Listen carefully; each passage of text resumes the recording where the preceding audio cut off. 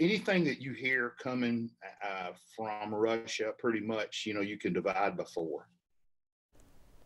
3 current and former members of the Tennessee National Guard are alive, well, and in Tennessee, despite a false report by Russian media claiming those troops were killed fighting in Ukraine. The National Guard called the news report out of Russia fake news. And tonight, reporter Mary Klingler spoke to experts about how the war in Ukraine is flooding social media with misinformation.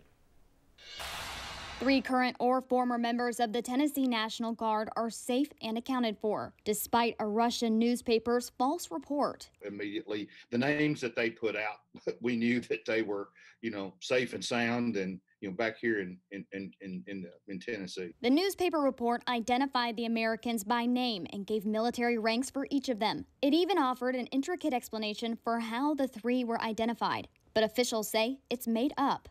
Major General Terry Max Haston oversaw the entire Tennessee National Guard for almost a decade before retiring in 2019. He says no U.S. military personnel are currently on orders in Ukraine, but have been in the past. We were there in 2018. A military post that was rocketed 2 days ago.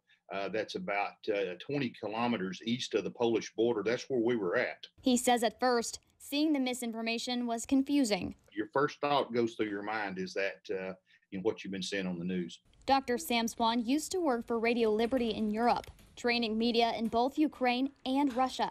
He is an expert in Russian disinformation. Messages that are designed to deceive the reader, the public. Swan says disinformation like this is dangerous and a military tactic. They very likely are trying to do is to create this different image of the United States than the reality. They would like to see us as the evildoers, not them. Reporting in Knoxville, I'm Mary Klingler. The National Guard suspects Russia pulled information from real articles about those troops in 2018 by the Tennessee National Guard and that trip to Ukraine, and then used those facts to create a fake story. All those National Guard troops, again, returned home from that deployment in 2019.